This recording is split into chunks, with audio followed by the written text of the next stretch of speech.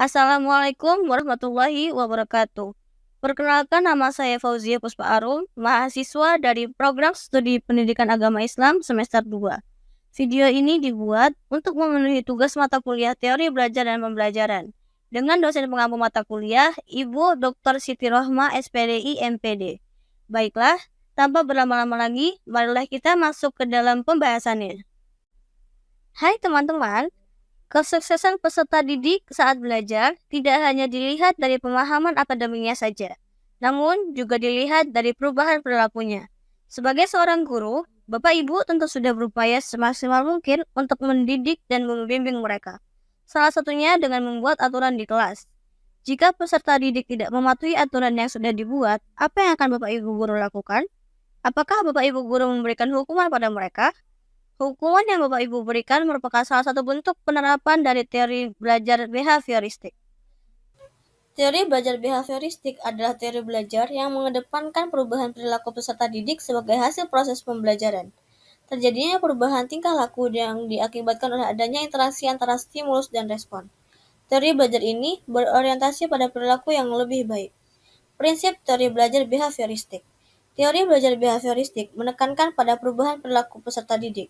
Namun, penekanan teori tersebut dalam pembelajaran harus mengacu pada prinsip yang ada. Menurut Mukinan, prinsip teori belajar behavioristik adalah sebagai berikut. Yang pertama, apabila seseorang sudah mampu menunjukkan perubahan perilaku, maka dikatakan sudah belajar. Artinya, kegiatan belajar yang membawa perubahan perilaku tidak dianggap belajar menurut teori ini.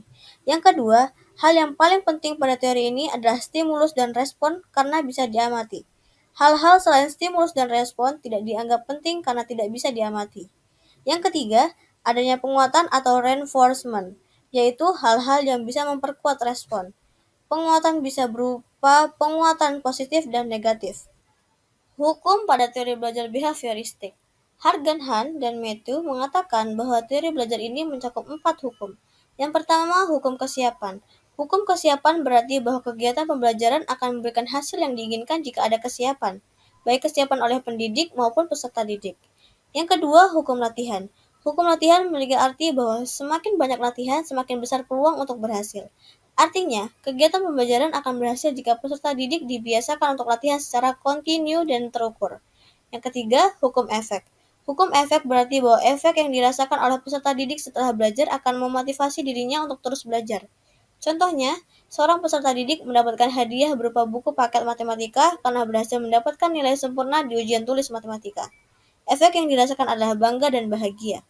Efek itu diharapkan bisa memotivasi peserta didik tersebut untuk terus belajar. Yang keempat, hukum sikap. Hukum sikap berarti sikap yang terbentuk setelah melakukan pembelajaran. Perubahan sikap dipengaruhi oleh hal-hal yang ia dapatkan selama kegiatan pembelajaran berlangsung.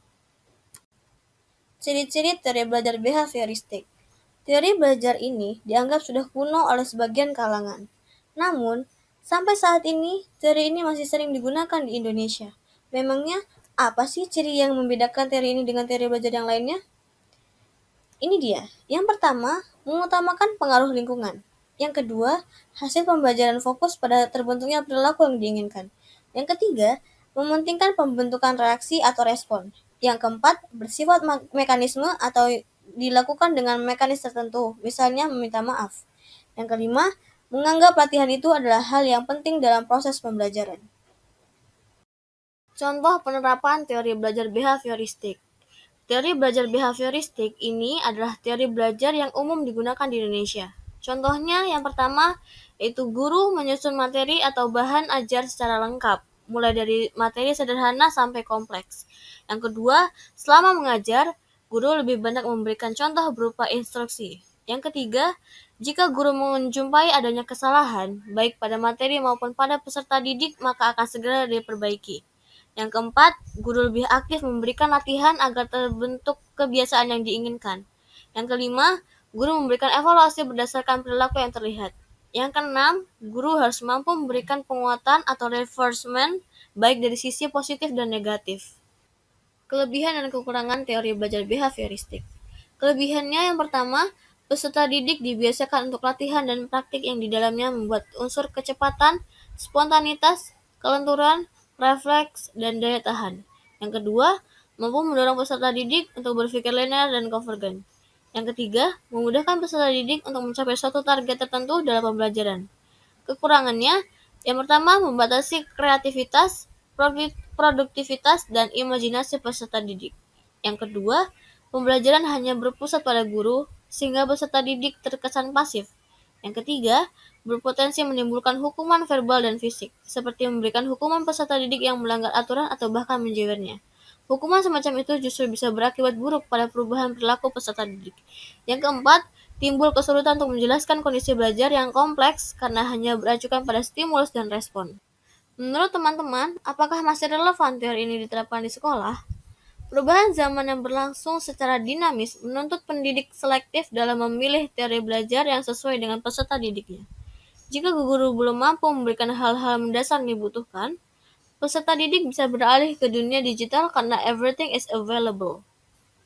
Mungkin itu saja yang dapat saya sampaikan. Sampai bertemu lagi di video selanjutnya. Wassalamualaikum warahmatullahi wabarakatuh.